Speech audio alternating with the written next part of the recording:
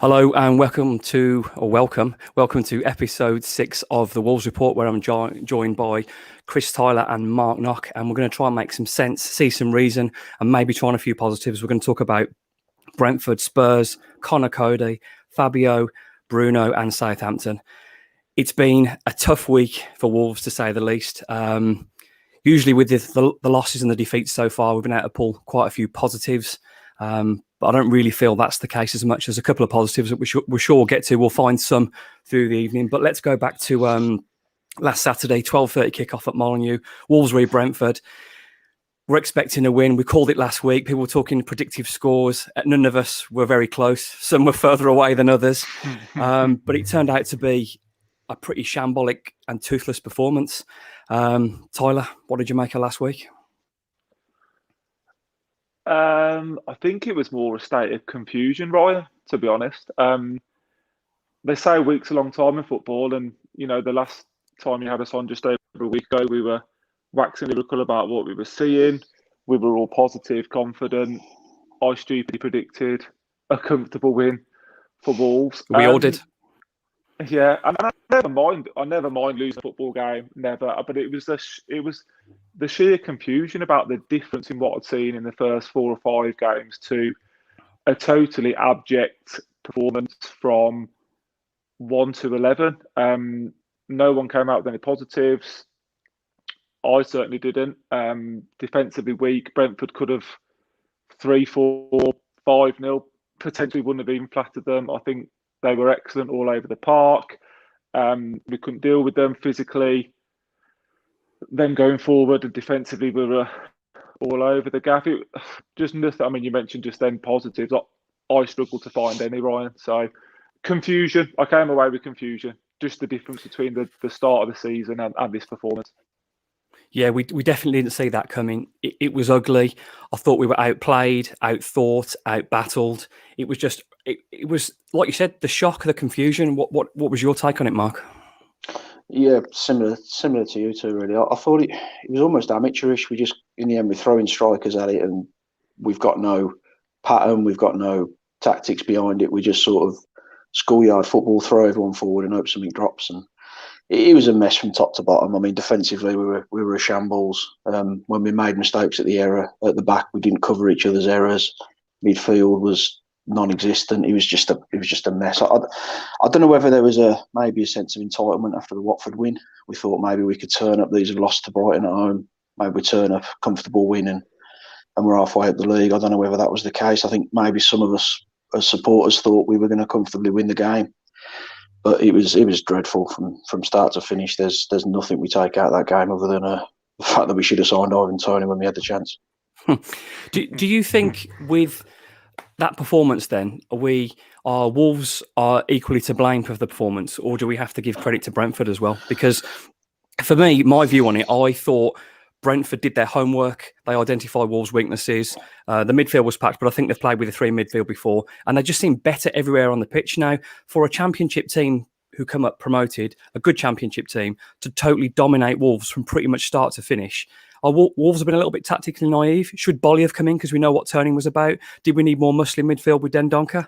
Tyler? Yes, in hindsight, but hindsight's a wonderful thing. And I think we might have all sat here and said, we go same again, and we play the same team. So it's easy to look back, isn't it, and say, why is he not played? Why is he not played? Clearly an argument for Bolly after the game. They've got a 6'3", 6'4", strapping, strong centre forward. We've seen what Coadys like up against those sort of players in the past, and it's not pretty for anybody. Brentford probably had a bit of Wolves about them when we first came up. We went to teams and we beat them comfortably, probably more comfortable than we were expecting in those first couple of seasons. So they do deserve a huge amount of credit. I thought they were solid as a rock at the back. I could have played in goal for Brentford on Saturday. I've seen you in goal at Molineux. Mobile. I've done that before, Ryan, as you mentioned, yeah. And we know he scored past there. And the front two, I mean, Tony, for me, I mean, he was everything you want from a centre forward. And I think it was as good a centre forward display as I've seen. And I've been listening to TalkSport all week, Sky, and he's been bigged up, and rightly so, because we couldn't deal with him. So, yeah, I always happy to give credit to the opposition. but hindsight's great, Ryan, and we can talk about who should have played and who shouldn't have. But Bruno went with the team that had done well up to that point. Yeah, it's a fair point. I mean, it's often said in football, if it's not broke, don't fix it. Don't change your winning team. We've all said it before. And why would you change it from the week before? So maybe there's a lesson learned. But in terms of lessons, what do you think Wolves have learned from that Brentford game, Knock? I don't think a great deal. I think it was Brentford were very good. They did their own work. They did a number on us. Bit of the dark arts, but I've got no issue with that at all. When you're a team who's never won away from home in the Premier League, when you're scrapping to get to 40 points, you're going to try every trick in the book. I've got no problem with that. I think we're going to get performances like this season. I think the football's going to be better generally. I think we'll be more attacking. We will score more goals, you would hope, eventually.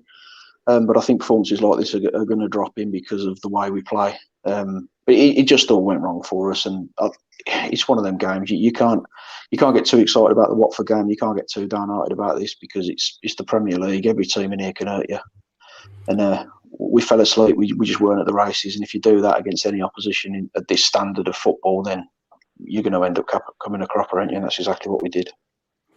Yeah, I mean, it's a combination of probably 9 or 10 players. I thought Semedo was all right. I thought Sarr was all right. The rest, you'd have to question, was there any good performances otherwise from them? So when you've got that many players off the ball and you're playing against a team that wants it more, that have tactically done you, there's only ever going to be one outcome in the Premier League. So yeah, credit to Brentford, but frustrating. As we sort of slip into onto the Spurs game, for me, I thought the signs were there in terms of Sace and Coady that moving on to the Spurs game, this might be an opportunity to move to a back four in the week. Obviously, it didn't happen. So moving on to last night against Spurs, again, Knock, talk me through that. I know your face was on TV. You're on Harry Kane's Instagram with a face like no one's business. Talk me through how you saw that. Yeah, he'd have took a pie to the jury if I'd have had one, to be fair, after he scored that goal. But I think the first 35 minutes was a complete surrender. The midfield was so wide open. They were just strolling through us. Defensively, we had no shape. We had no lines, which was, you could see with the second goal. Uwe was nearly in the South Bank with me when they played the ball through.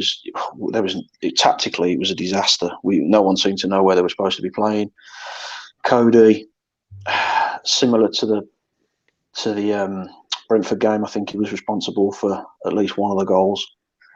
It was just a complete mess, and they look shot. They look completely shot of confidence. I'm expecting maybe a 5 or 6-0 pasting, but then as soon as Dendoncker scored, I thought we were the better team from then on in. I thought that we looked more dangerous. We looked like we could score goals. The second goal from Podence is absolutely fantastic to watch. It was a great bit of football, good bit of ratting around from Hwang in the middle, good through ball. From Dendoncker.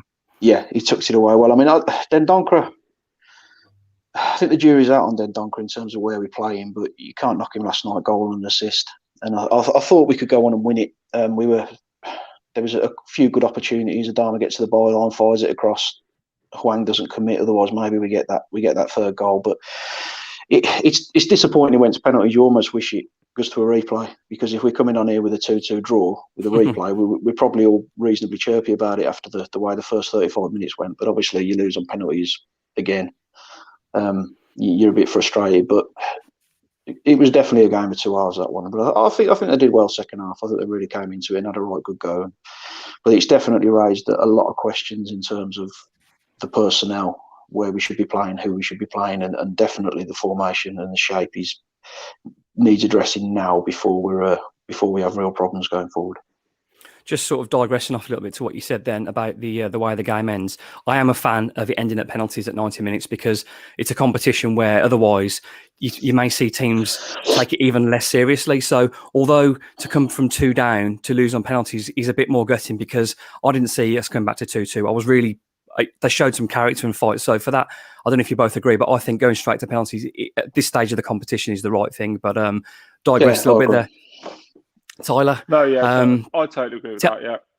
Tell me how you were feeling. 2-0 down, 35, 36, 7 minutes gone, and then Dendoncker puts it in. What a difference a goal makes. Yeah, I won't repeat what Mark said, but the first half an hour for me was as bad as we've been for years and years. Nice delivery, nice to score from a set piece. Nice to not see a short corner messed up, like we did in the last minute. Had to get that in there, sorry. But yeah, good delivery, good header. You know, he wanted it, he scored it. Back in the game, I still don't think we were brilliant. I think the goal was well worked, like Mark said. And then go back to what you said about the Brentford game, you know, 8, 9 bad performances. Last night was a chance for people to really stake a claim for that first team spot. And I think Bolly grew into the game and we started to see what, you know, Willy Bolly can be like. I thought second half he was very good, to be honest. Podence was probably the one that, you know, staked to claim. I think Hwang was better when he moved central. That's my personal opinion. Other people might disagree, but I think he sort of looked a little bit lost and he was trying a bit too hard in the first half, trying to beat a couple of people before doing something. I thought once he sort of got in that number 9 position, he worked hard. I think Mark just used the word ratter, and he was sort of ratting around and getting in people, and that obviously got the second goal. So for me, Bowley and Podence have done enough to get starts in that team. Ait-Nouri, I'd argue the same, depending on his injury. So yeah, a couple of little positives to take from it, and the way it would have been easy to lose the game 3-4-0, heads go down. So that's the one take from me, that, you know, we did show a bit of fight. We got back into the game. Do you know what? That second goal, Molineux erupted and under the lights and the limbs again. We haven't seen that for such a long time, and that was, you know, that was certainly the positive for me. And just a shame we couldn't see the job through. But yeah, still slightly confused, I think, is probably my main emotion. But yeah. Well, let's go on to the next game. Yeah, let's go on to the concerns first, because we found ourselves 2-0 down quickly to Brentford. It happened again against Spurs. So yeah, how are we going to address that? It's 2 home games, 2 goals conceded quickly. Now, for me, I think we're at the point, and I know, and I keep repeating myself on this. If you're playing 5 at the back, you're expecting to have some stability. We don't look stable anymore. So surely it's time to change it up. I mean, I mean, we're going to talk about Coady a little bit later on. I'm not going to blame Coady for being in the team, because he always does his best, and he's had a couple of quiet weeks. He has, but his inclusion means Wolves can only play one way. Now, I thought last night was an opportunity to mix it up, but going on to the positives, I thought, as you said, Ait-Nouri was excellent. Defensively, he's never going to be as good as Marcel at this stage of his career. But in terms of taking the ball forward, cutting inside, the cross we've been dying for a corner like that. That corner was perfect. Out-swinging corner, delivered. Dendoncker did well, because he showed some strength to get through that. But despite the frustration, there are some positives from last night, aren't there, Knocker? Yeah, there's definitely some positives, and I agree with Ait-Nouri. I probably disagree with the fact that you say he's not quite as defensively strong as Marcel. I mean, Marcel rugby tackles Tony to the floor. I don't think any of the players in that team does that twice. I meant in terms of that was a stupid mistake, and we probably should have given him a bit more stick than he's had for that ridiculous penalty. But in terms of positioning, usually we've seen Marcel, that's probably his worst game defensively. So, I mean, as overall as a defender, you would probably say at this stage of his career, Marcel's probably a better left back defensively, whereas Ait-Nouri is probably better going forward. Yeah, you're absolutely right. But I think Ait-Nouri's better defending than people give him credit for, I think. And what he offers you going forward, he's like a slower version of Adama at times, the way he takes people on and beats them. And for me, he's done enough. He's done enough to get a chance in the team now. I think we've all had concerns defensively about, are we good enough to shake things up a little bit? But I think we've seen that we've got to do something. I mean, 1 clean sheet in the league so far this season. We're conceding goals, aren't we? And we need to look at the personnel. We need to look at how we address that and get ourselves a more solid unit. And I do think Ait-Nouri could really add to the team, because he gives you a problem, doesn't he? If you're the opposition, you know you're going to have this kid running at you. You know he's going to put you under pressure. It maybe drops your fullbacks back just a little bit. It maybe takes your winger or your attacking midfielder drop. He maybe has to drop back 10 yards to try and cover the space in that Ait-Nouri's going to run into. So for me, he's done enough. He's worth a shot. And the same with Bolly. Bolly absolutely deserves a chance now. He played the full 90 minutes, which says to me he's ready. And I think he was solid. I think he grew into the game. And he looked like the Willy Bolly of 18 months ago. Yeah, well, you took the words right out of my mouth. I know we mentioned last week the Willy Bolly of 18 months ago. I know he's had his injuries. We hadn't really seen that for a while, but tested last. I mean, I know Kane had one free header when Ruddy pulled off a really good save, but otherwise, I thought Bolly shackled Kane quite well, to be honest. I thought he did pretty good, and he's almost like that calm, very relaxed, but you know what I mean, very strong in the process. So for me, I mean, we'll go on to the team for Southampton a bit later on, but for me, he's done more than enough now, and he would be, after that performance, probably the first name on the team sheet. He was one of the highlights last night. Ain't Nori, again, as we said, about a positive. It's desperately unfortunate that injury he got. That injury he got, I don't know if it is concussion yet. It's not been confirmed, but for me, even if it's a 4 at the back, which we'll go on to later, again, I think he starts at left wing back or left back, particularly with Marcel's ridiculous antics the weekend and Ain't Nori's performance. I think Ain't Nori has to start. And as you said as well, Tyler, about Podence, a couple of loose passes here and there, but he added that spark. And as you said, that goal as well, with Hwang pressing and then Dendonka feeding, like it seemed like a simple ball, but at pace you've still got to have the ability to feed him in. And Podence made the difference, didn't he? Yeah, the goal happened quickly, you know, halfway line, and you know, 2 passes are in. So yeah, I think Dendonka deserves credit. I just want to quickly go back on the defensive side of it, and I know we'll come on to systems, but I think what's concerning me is that every single goal is avoidable, and every single goal so far this season's probably been down to an individual error. The 2 guy, you could blame Neves, Coady, and Bolly to a point, got turned very easily for the finish for the first goal. Coady again for the second, and we had possession before they scored. The 2 Brentford goals, you talked about Marcel's rugby tackle, and then the Kilman slide and Sace and Coady not picking up. They're very basic errors, and I'm a back 4 man till the cows come home with Wolves.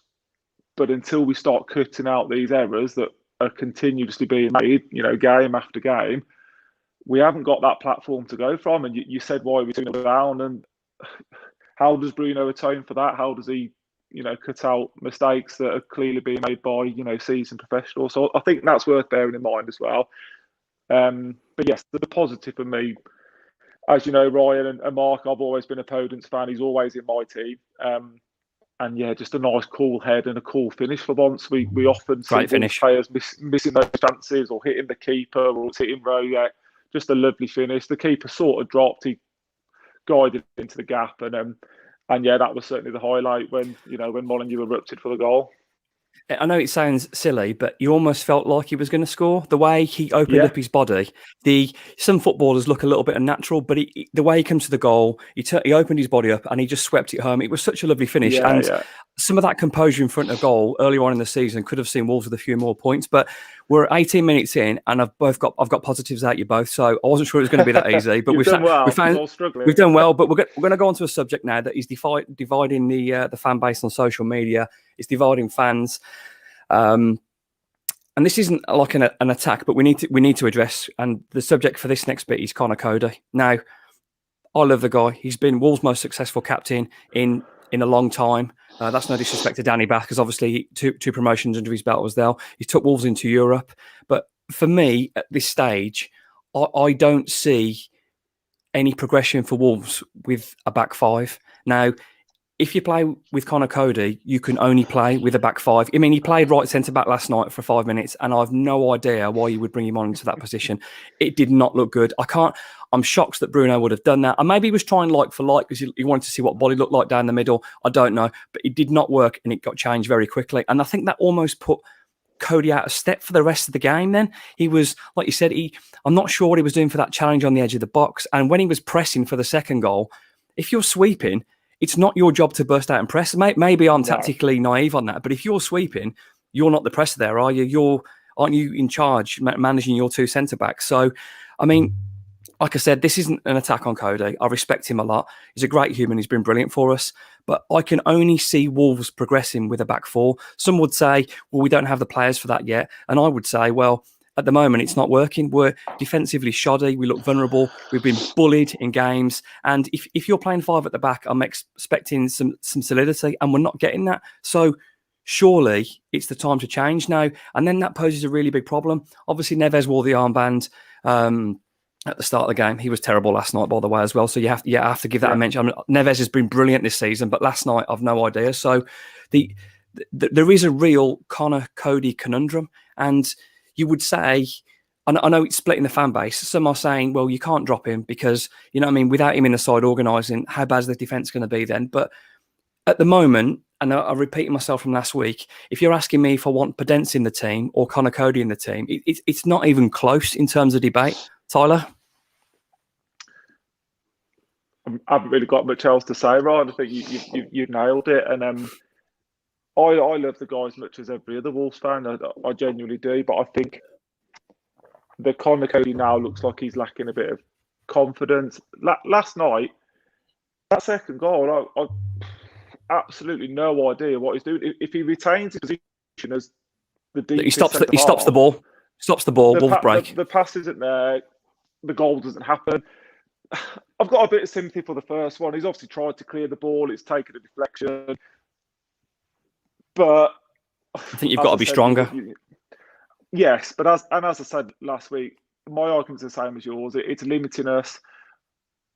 Would I rather have Conor Coady in the team, not adding any value? I can't see any value at the moment. Last couple of games, to be brutally honest, he's not pinging or arrowing those balls he was playing, to Matt Doherty as it was at the time and Johnny at the time. Those balls have disappeared. It's safe options to the right or left centre back. I don't see at the moment any value and any reason of having him in the team. And for me, it's a no-brainer. He makes way. The extra attacker comes in. We can't, I said to you, Mark, earlier, we can't keep clean sheets and defend with the back five. So we might as well go to a back four and see if we can score more goals. I mean, it's very basic football, knowledge, but we can't keep clean sheets with a five. There's no solidity, like you say, Ryan. So for me, he drops out. It's time to take him out the firing line and bring a number 10 in.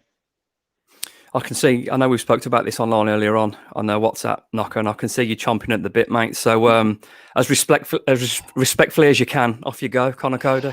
Yeah, no, I mean, I'll echo what you two say, but I mean, as a human being, he's an incredible person. He's a sort of bloke you want your daughter to bring home, isn't he?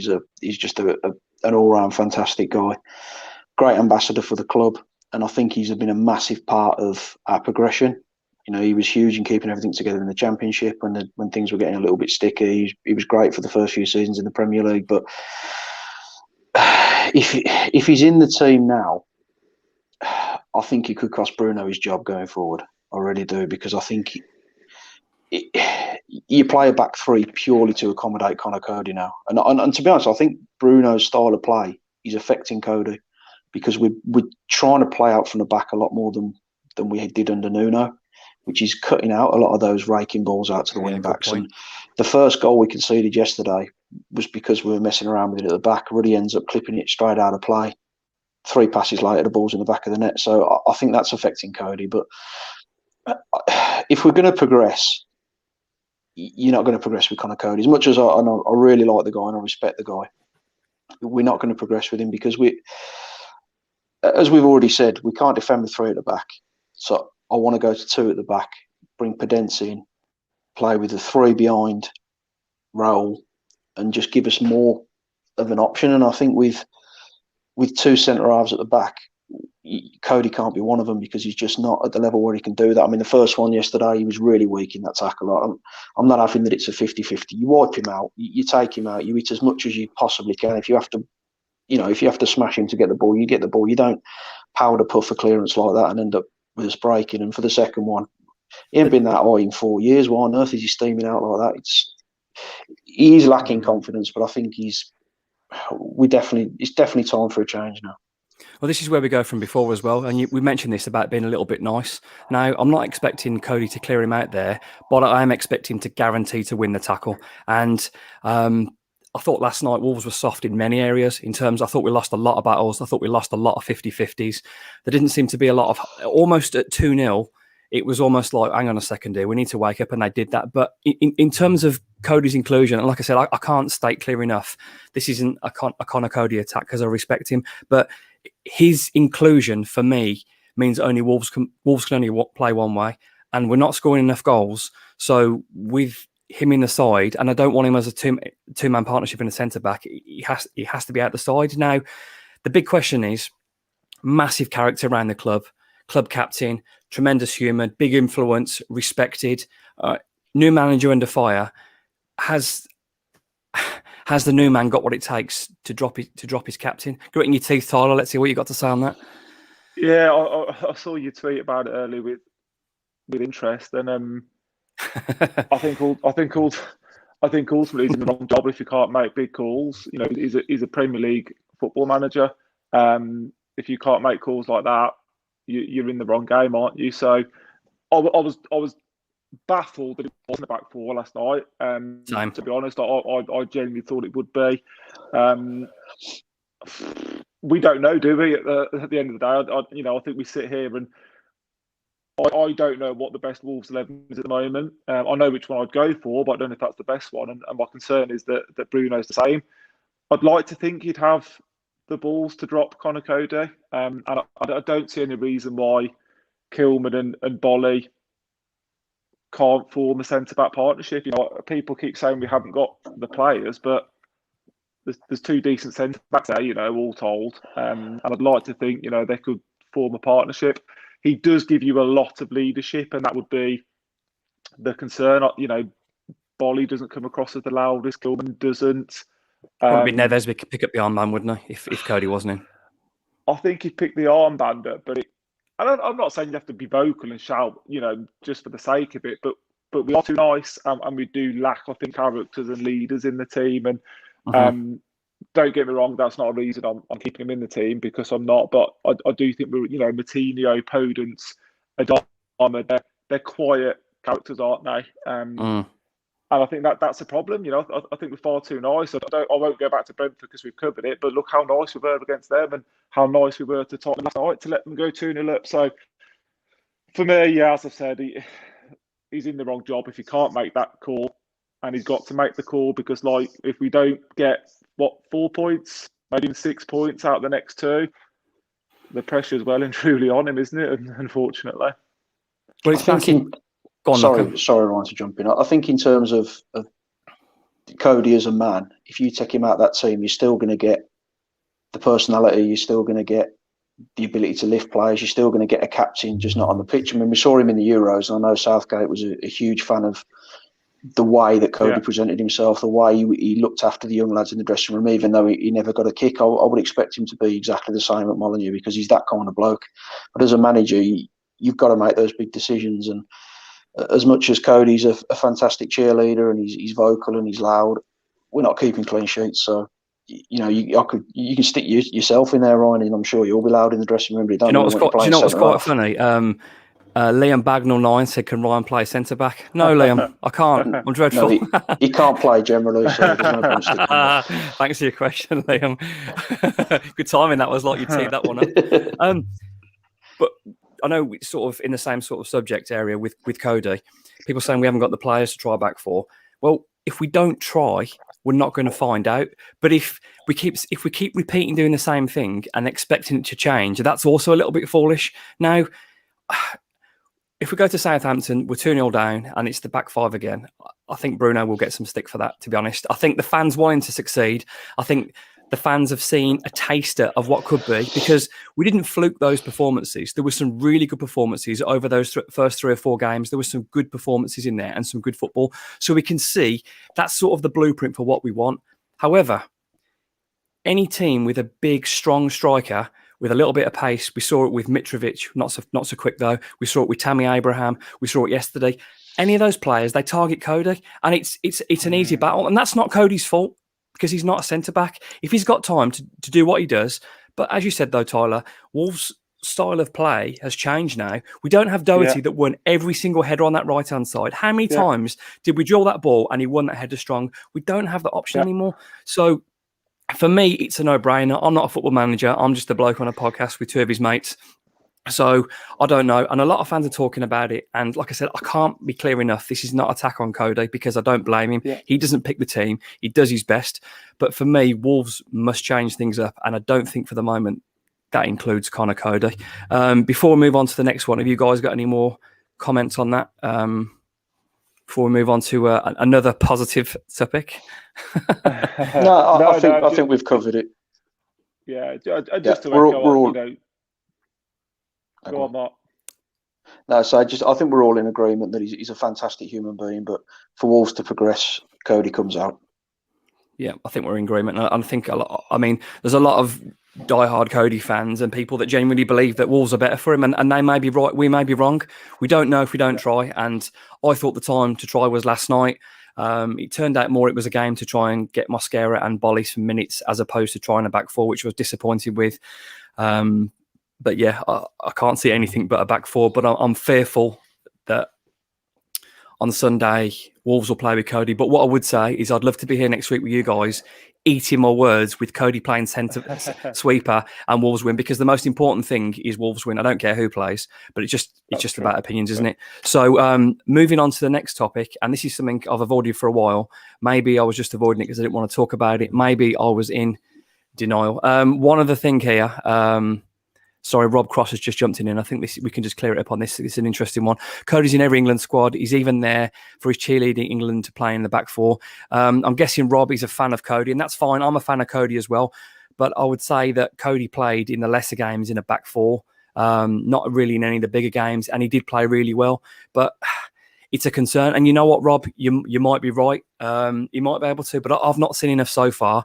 I'll be delighted to be proven wrong. But thanks for your question anyway on that, Rob. Now, going on to the next topic. Like I said, I've been avoiding it for a while. I've been in denial. I've been pretending it's all right. But it's about time we told the truth on Fabio. I mean, as far as It is hurting me because you know what, when you sign a wonder kid from Porto, we saw what we got with Neves. I thought I was getting a little bit more of that action, and I've not seen any of that action so far. I've seen a few tiny flashes. I thought he developed well near the end of last season. His goals and his assists improved a little bit at the end of the season. He was involved in some stuff, but I'm not seeing enough progression. I'm not seeing a £35 million footballer. But you know what? The lad is 18, 19 now. I'm not sure. He's still very young. He's had limited minutes. But the concern for me, he still looks a long way off. I mean, there weren't bad centre backs for Spurs last night, because I think they changed some of their centre backs. I think Dyer played the weekend before, so he's still playing against hardened Premier League centre backs, and he got bullied the whole game. I don't recall him doing anything of note. And when you get subbed at half time as a forward, there's a message there, isn't there? So, Tyler, hit me with it. Yeah, this is probably the biggest worry for me, actually. We can talk about other players and filtering in out of form, but I've been pretty vocal to you, Per, that I've not ever really taken to him. I'd never seen what the fuss is all about. If we'd have signed him for £1 million from somewhere, we wouldn't even be talking about it. It would be, similar to the Merck situation. I think in these games, I think he needs to play football, whether that's under 23 with Wolves, whether that's on loan, or are Wolves thinking that we keep him around the group and he develops and learns that way. Last night, might as well play with 10 men. In his defence, the balls into him weren't great. He was receiving passes that were just popping into him. There was no one around him. There was no one too late off to. There was no one to support him. He didn't hold it at once. The Tottenham centre-backs must have thought they'd won the lottery. It would have been the easiest 45 minutes they've had for a long time. And I see this as a real concern. If he's our second choice striker, I just don't see it. I don't understand it. And for me, he just needs to go and play football. He's very young. He's very raw. He may or may not turn out to be the player we want him to be, but he's just nowhere near ready to lead the line of a Premier League team at the moment, in my opinion. Yeah, I can't argue with any of that, and it's killing me because I had so much hope for him. You know what I mean? I really thought he'd come good, but what's your take on him, Knocker? Yeah, I'm not going to write the kid off at his age, but I think the price tag's not his fault. He didn't have to be sold for that amount, but I'm struggling to see what we saw that we made us think we could part with 35 million for him. For me, my suspicion is that he won't develop with us a great deal further than he is now, because he's not going to get the minutes to do so. realistically, is he back in Portugal off Wolves' books in the next 12 to 18 months? I think potentially he will be. I just don't see. You get flashes every now and then, but I want more than flashes for 35 million. I want a player to come in. And you look at the players who were available at that price. Look at Danny Ings at the Villa. You look at Tammy Abraham. You could have bought players like that in. There's Edin Dzeko. There's Olivier Giroud. There's people. I'm not saying they would have wanted to come to Wolves, but they're in that price range, aren't they? So if you're going to pay that kind of money, I think it was quite arrogant of us to bring a player in at that age for that money and think, we're fine. We can just let him develop. We can let him go through. We need the budget we work to and the size of our squad. If you come in, you need to make an impact. And I don't see anything there that makes me optimistic. There's a lot more to come from him. And I don't want to write him off. He's only a kid. He works his socks off. He's moved his whole life to come over here and give it a go. And maybe he will develop, but he ain't going to develop with a few minutes here and a few minutes there. I think we may have been caught out with the Mendes merry-go-round on this one. He's given us some great players, but they do come with a price, unfortunately, and sometimes you end up with this kind of situation. I mean, I was speaking to a couple of people in the week that know a little bit more about the finances of the Wolves than I do, and this isn't solid information. This was just hearsay, and they told me that apparently the fee wasn't 35 million. The final fee is 35 million. I think, like, maybe depending on appearances and that kind of stuff. I don't think that the actual fee was ever, what was told, was put out anywhere, was actually made visible to the public. So I think the 35 million was the final deal. I'm trying to soften the blow because I still want Fabio to succeed. It doesn't really help the matter because it's still a massive price tag, which could be, I mean... That makes it worse, though. That makes it worse for me because I think... Sorry, mate. I think we broke even that year in terms of sales. So what you're basically telling us is we actually made a profit when we needed to add to the squad. Similar to this season, we've made a profit when we needed to add to the squad. So it probably raises more questions than actually makes us feel any better because we know where the problems are. We know what we need. We went into this season with Raul and Silva. Even the most optimistic Wolves fan wouldn't be expecting much from Raul until maybe November, December time. So you're reliant on Fabio Silva. You can bring Hwang into that position, but I don't think he scored a Bundesliga goal last year. So we haven't left ourselves a lot to work with. We're very reliant on our wide attackers. And I don't know. I think there's a few issues at Wolves at the minute, especially around transfers. We've had when's the last good window we had? You're probably going back 5 windows, aren't you? So it's been a while, but to cheer you up a little bit more. So effectively, what you're telling me is we swapped Jota for Fabio Silva. Is that what you're telling me? Yeah. Don't tell me that. Yeah. Well, Sorry. Sorry. I've got a couple of comments to talk about here. Salat Wolf, Silva needs a loan. The poor window, which didn't bring in a striker, isn't helping him or the club. That's a fair point, as you guys have said. He looks like he needs regular football.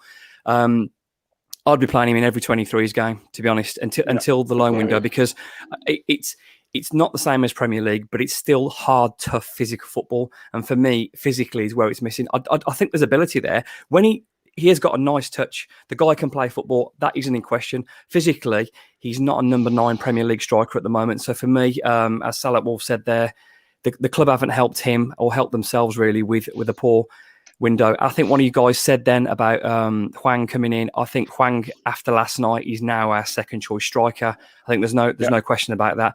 I think I'll be very surprised if we see much of Fabio. Unless we get injuries before the next cup game in the FA Cup, we may see a loan. I feel sorry. Like you said, we didn't pick his price. It's not his fault. Let's moving on to what else Kev Taylor said. His movement was static, no improvement from last season, in my opinion. And he's right. Yeah. There isn't.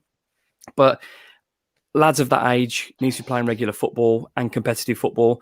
For now, for me, it has to be the 23s, as I've just said, and I'm repeating myself, and then maybe a loan. But that loan is almost going to be an admittance now.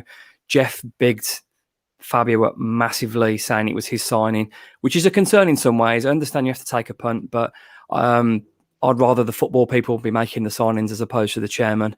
Maybe he was doing a deal there. Porto needed some money. I don't know the full story, but it's a worry. And I mean, hopefully it wasn't the £35 million. And then with Semedo, I know it also mixes opinion. That's 70 million on players that haven't improved Wolves a lot yet, and that's a stinker of a transfer window. So, what we're saying then, hopefully get someone else in, loan him out in January, swallow our pride. Yeah, I think that's right. I think I mentioned to you, someone like Divock Origi available for what looked like 10, 12, 15 million, 15 million maximum. I mean, I know Divock Origi, no Alan Shearer, but I know I'd rather have in my team, and as my second striker to play, it's a no-brainer. Exactly, 2.5 Divock Origis for one Fabio Silva. So for me, like I said, I've never fancied him. It's nothing against the kid. He's got a nice touch and movement, but I'd expect that from someone, that's had his football sort of background. But for me, it has to be taken out the firing line. The thing is, I keep saying we need to take players out the firing line. We haven't got a very big squad, have we? So we've got 3 left now, mate. But yeah, for me, I don't even really see him having an impact off the bench, to be honest. I think he just needs to be playing football matches. And if he starts banging goals and the confidence gets up, then let's start to integrate him back into the squad. But I think you're right, Ryan. I think there's a hesitancy to loan him out. You don't buy a £35 million striker and loan him out. Who's ever done that in the history of football? So Chelsea. Anyway, just a strange situation. But for me, no thanks at the moment. The thing is, though, Knockaert, have Wolves have the development team, have Bruno, has Jeff. Can they swallow their pride and let their asset develop elsewhere? Because he's not going to develop at Wolves in the under-23s. There is no way, unless there's injuries, he's getting more minutes now. I mean, he was so far off it. Are those boys going to be able to swallow their pride, Mark? No chance, to be honest with you. I think ideally he goes out in January, he goes and gets some football, he goes and plays. Maybe back in Portugal? No, not for me. If he needs to be in England. If he's going to develop in England, he needs to be playing in England. But do you loan a £35 million player to the Championship? I mean, we sent Morgan Gibbs-White out, which was a pretty ridiculous decision in my opinion. But he's benefiting from already, though. Morgan's playing well and scoring. He is, yeah. And I like Morgan Gibbs-White. I mean, he's maybe something different in the midfield that we should have this season, but that's a different story. I think in terms of Fabio, I just don't see Wolves admitting they've made a mistake with this one and loaning him out. I think he stays around. I don't see us making too many moves in January, if I'm being honest. So, yeah, I would certainly send him out. I don't think he makes any impact for us this season. If he played every game between now and the end of the season, he probably gets 5 goals, maybe 6 at a push.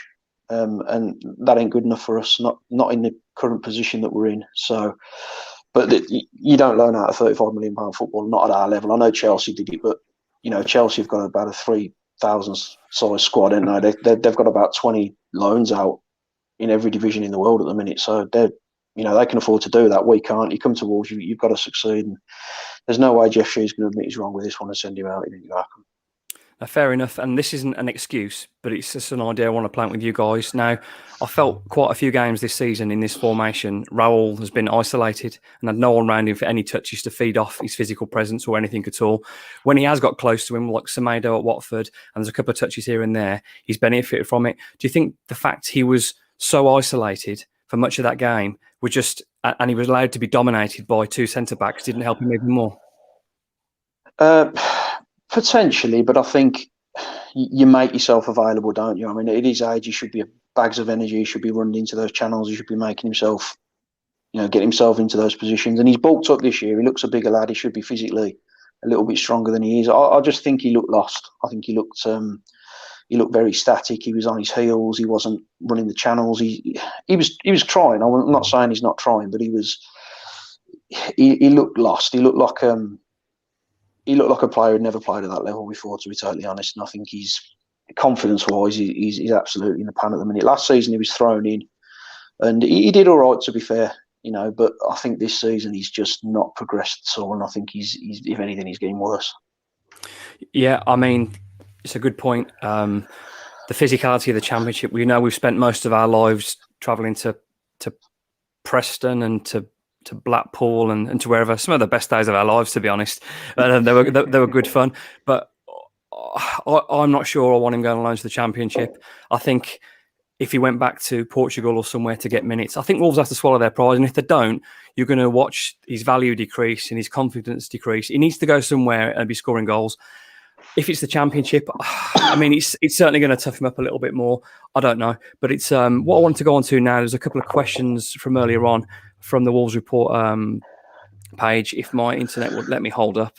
And this is just going a bit off topic a little bit, but after this, I just want to finish up with Southampton and Bruno. But a couple of questions first. Question from Richard, WDFC, and WK fan. You need to talk about Shee's analysis of the transfer window. We couldn't find a centre half or midfielder better than what we have. I mean, all of a sudden, after the last two games, Jeff's words aren't looking particularly great, are they, Tyler? Can I say no comment on a podcast? I don't know, but you can. I saw. Yeah, it's a great question from Richard. So yeah. It's about it.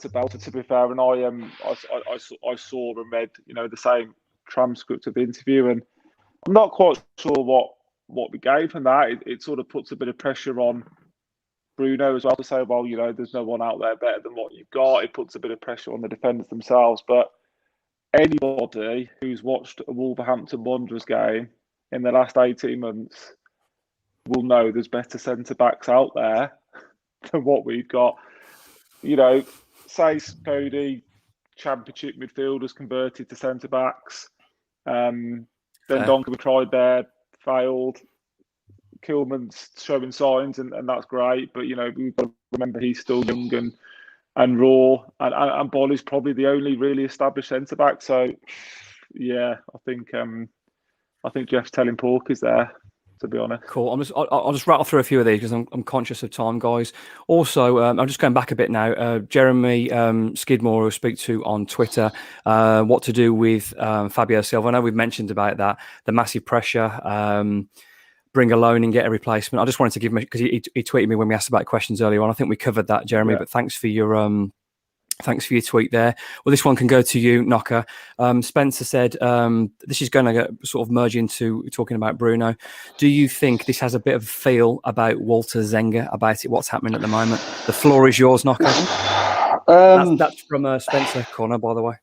I can see what Spencer's saying there. I think not at this point in time, purely because I think Zenger was an absolute loose cannon. I mean, I'm sure he was very entertaining and he gave us some great days. You're thinking of looking back at Birmingham and things like Newcastle. That. But Newcastle, he looked like the guy who probably came into work half cut most of the time. He just didn't have that. He didn't have the air of a manager about him, to be honest. And absolutely living the dream. I think from Bruno's point of view, he was hung out to dry by Jeff Shee. He said what he wanted. He was very vocal in the media about what he wanted. Jeff Shee seems to do everything and achieve nothing. So, and I think that they didn't manage our expectations, did they? They came in and they started talking about, we're going to challenge Man City. We're going to be, money's never going to be an issue.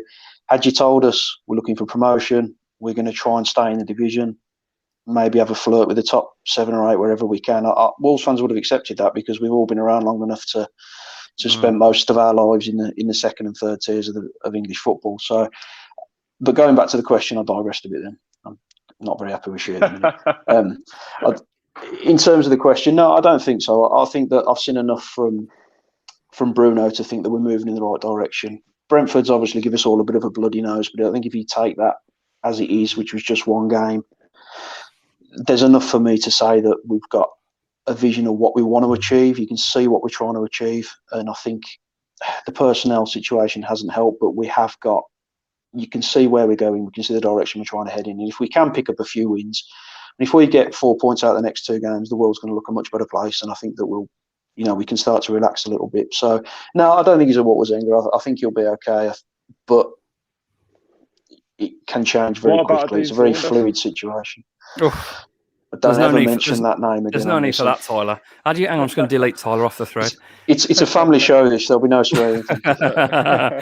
So, yeah, while we're on that topic of Bruno then, which takes us perfectly into that and Southampton, we talked about earlier on, for me, the biggest concern, as I've mentioned, does he have the balls? Does he have what it takes to drop the club captain, to drop the captain and to make those changes? I think if he wants to progress, He's yet to start. We've seen him flirt with his own ideas. We've seen touches in games of the football, the press, and we've done that with a back five, and it looked okay, but there wasn't quite enough goals. So we've teased us with flashes of what could be.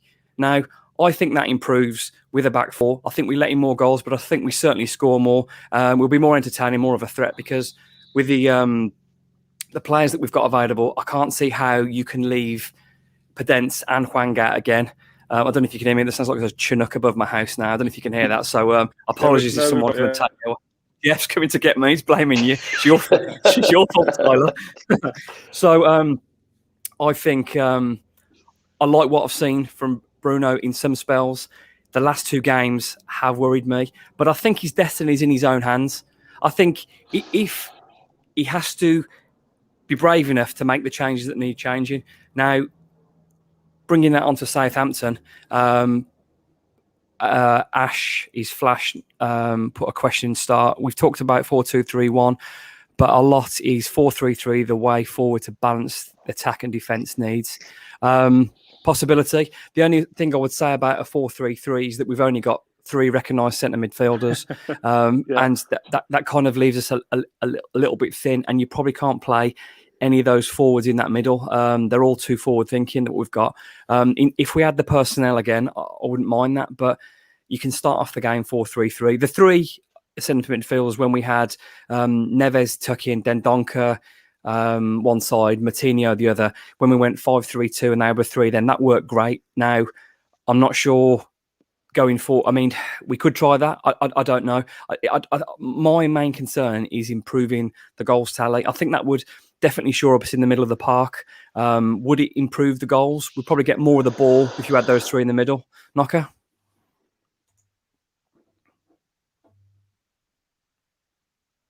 Sorry, mate. I lost you then completely. What was the question?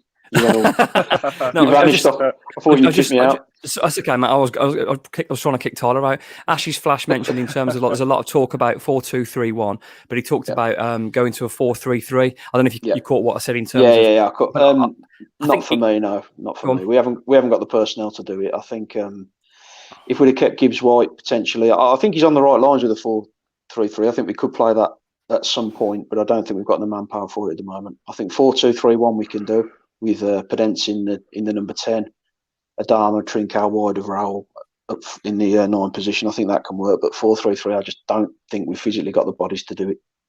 No, I agree. I mean, as with always, when anyone gives an opinion on anything, I'd love to be proven wrong. If Wolves played that and they would, I'd be delighted to be wrong. For me, the biggest concern is the goals for and the chances, and that's why I think Podence has to play. Even if it was with wing backs again, I still think we have to find somewhere for Podence in the team because he looks a threat. He's getting in those positions, but time to pick the team for Saturday. Tyler, give me a defence for Saturday. Sorry, Sunday. For Sunday. So I'm going obviously Sarr in goal. Don't see any reason to change that. If everyone's fit, I'm going Semedo, Bolly, Kilman, Ait-Nouri, Neves, Moutinho probably, but then Donker stake to claim. And then I'm going Podence, Adama, Trincao behind Raul. Hwang might be unlucky to be left out there, but I think, good to have an impact and an option from the bench. I think he's probably the only one that gives us that at the moment. Saying that, Trincao stuck the place out for me against Brentford, so he couldn't feel hard done by if he was dropped. But I'm certainly going 4-2-3-1. And Moutinho probably just edges it over the donk for me. Yeah, interesting point about Dendoncker, who he played quite well. He pressed on. He had 1 assist and 1 goal. So if it was a dream team game, he'd have certainly have the most points. So 1 assist, 1 goal. Yeah, and to be fair, last night there was a couple of times in the first half he did get the ball and sort of pass it forward to Ait-Nouri. It sounds so basic, but no one else was doing it. He got us back in the game. It's the toss of a coin. I don't think Moutinho's done enough to be dropped. So my personal opinion, I'd start with that. Let's see how the game goes. But again, he's a good option to have on the benches, and he's got a good engine. He can get up and down the pitch. I only really see him and Hwang that can come on and have an impact, to be honest. So that's the reasoning for my selection, I suppose. Cool. Knocker, what's your team? What are you thinking? Yeah. My team's the same as Tyler's. I don't think we'll get it. I think we'll be the same as we were. I think if we were looking to switch to a 4, I'm pretty sure he would have done it yesterday. Yeah, I think we will. I think we will line up with 3 centre halves. I don't want him to, because I think now's the time. But I'd have exactly the same team. I'll be looking probably Podence in the number 10, with Trincao wide, because I think Podence's got that ability to maybe just get into. Get onto the back line a little bit quicker. But well, he did that last night, didn't he? Yeah, I mean, for me, I think if we go 4-2-3-1, I think Podence finishes top scorer this season, in my opinion. But I just don't think we'll do it. I think we'll stick with what we got for now, anyway. And then we'll probably take it after the Villa game and see where we are from there. I don't expect too much to change, if I'm being honest. Yeah, he's got a real chance now, because as I said, and we keep repeating it, he's flirty with us a little bit. We've seen what could potentially happen, and now he needs to see it through, because if we keep doing this and keep losing games and keep going 2-0 down, he's not going to get a chance to express himself. If I was Bruno, and I'm not, and he knows far more about football than me, but I'd want to go out with my boots on. I want to try and express and put my views football.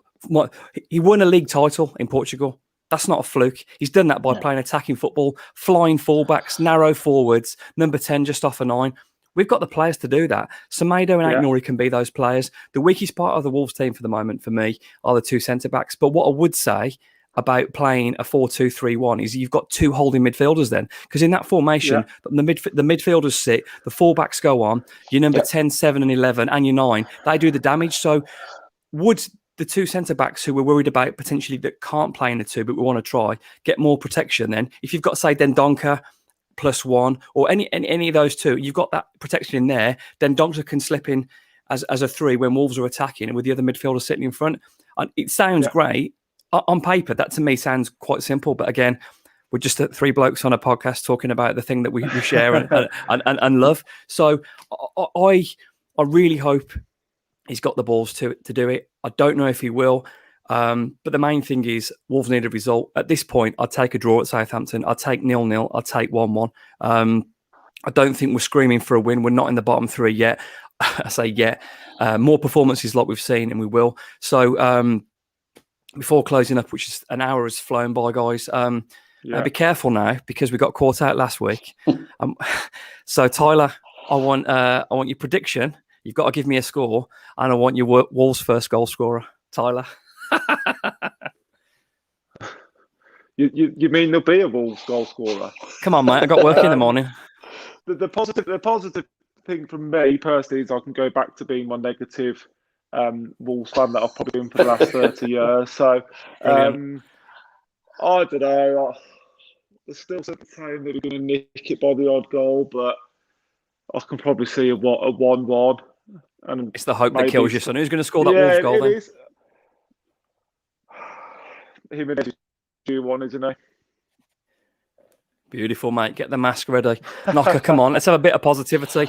I mean, your face last night when you were stood behind Harry Kane and you're on Harry Kane's Instagram was one of the most amazing pictures I've ever seen. Honestly, you were so miserable. It was. I mean, sometimes you have to take joy in others' misery, and it was great. So that little bit of positivity you've got left from the comeback. Tell me what we're going to do at Southampton. Yeah, it's a head and heart moment. My head tells me 1-1. I'll take that right now. But I'll go with my heart and I'll say 2-1 to Wolves. Go on, Knocker. You'll never learn, sir.